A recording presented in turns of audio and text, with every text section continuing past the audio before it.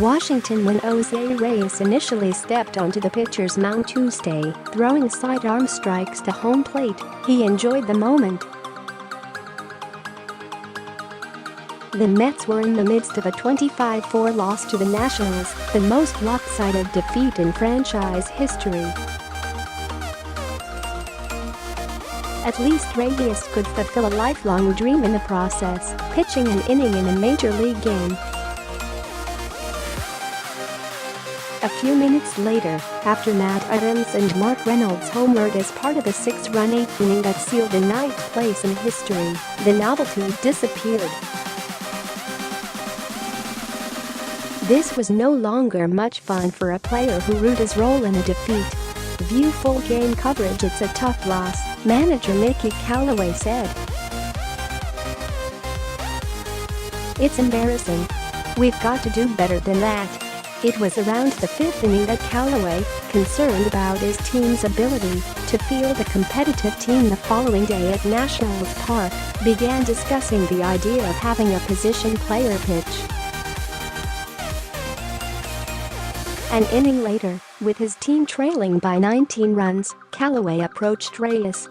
This wasn't a foreign concept for Reyes, who, earlier in his career, told former Mets manager Jerry Manuel that he wanted to play an inning in center field and pitch an inning before he retired. He achieved the former feat last season, at age 34. The latter finally occurred in the bottom of the 8th, after Jeff McNeil homered to give the Mets a chance at avoiding a franchise worst loss. Video, NYM WSH, McNeil mashes his first career home run. New York 7th pitcher of the night, Reyes took the mound and began throwing sidearm fastballs in the mid-80s, stealing a few glances at the radar gun readings on the center field scoreboard. He retired the first batter he faced, before giving up consecutive hits, including Adams' homer. 2 walks, another homer, a single and a hit batsman followed, while the Mets, who went as far as to send pitching coach Dave Eiland out to the mound at one point, fretted about allowing Reyes to throw too many pitches. He managed to retire Juan Soto with his 48th and final offering. I've played against Jose a long time, and he's one of my favorite players, said Nationals first baseman Ryan Zimmerman, the batter plunked by Reyes, who feigned a charge to the mound. That was pretty funny and surreal to hit against him after all that we've been through against each other. Those lingering in a quiet Mets clubhouse late Tuesday night considered it decidedly less amusing.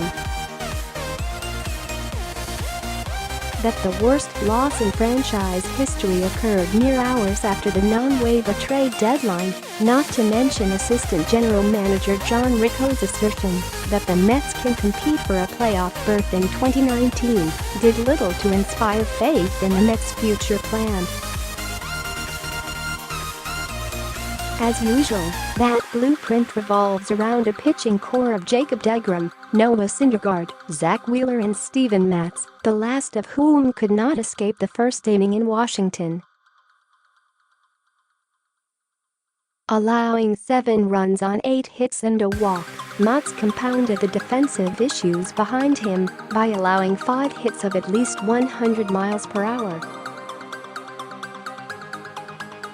One of them, a 3-run double by opposing pitcher Tanner Roark, highlighted the Nationals' 7-run first.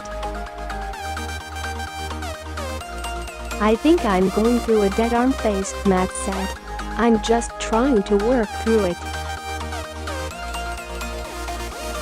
This stuff comes up throughout the season, and you've just got to get through it. I wasn't able to do that today.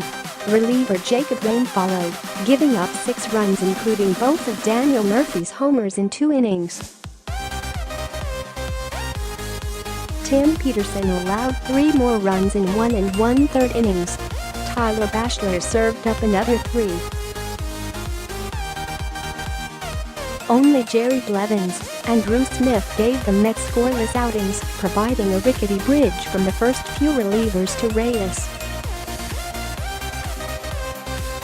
6 runs later, the Nationals were on top by 3 touchdowns and a field goal, ensuring that the Mets' 9th-inning rally. McNeil drove home a run on a fielder's choice, and Austin Jackson homered would not spare them the soundest defeat in franchise history. Their previous worst was a 26-7 drubbing against the Phillies on June 11, 1985. Video, NYM WSH. Jackson hits first home run as a Met. You don't see that too often, Reyes said.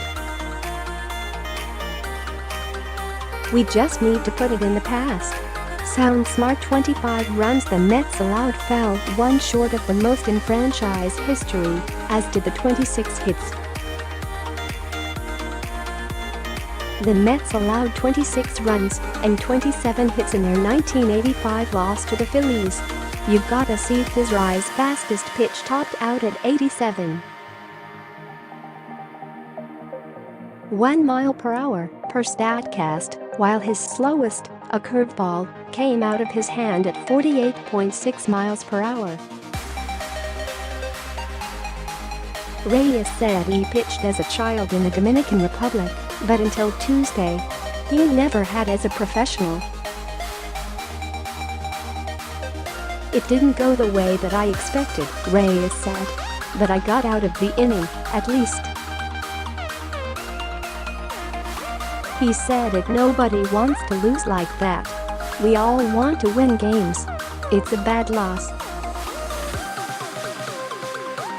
Callaway video, NYM WSH. Nationals score 7 runs to open game from the trainer's room. Game began with some additional anxiety for the Mets, who removed first baseman Wilmer Flores in the first inning after he began experiencing dizziness and other dehydration symptoms. By game's end, Flores said he was feeling significantly better. He does not expect the issue to linger. Up next, sidelines since June 20 with hand, foot and mouth disease. Noah Syndergaard, 6'1", 289 ERA, will return from an 11-day stay on the disabled list to start the Mets series finale Wednesday at Nationals Park. Syndergaard will oppose a former teammate, left-hander Tommy Milone, 0-0. 5.40 in the 12:05 p.m. Eastern Time game. Anthony DeComo has covered the Mets for MLB.com since 2007. Follow him on Twitter at Anthony DeComo, Instagram, and Facebook.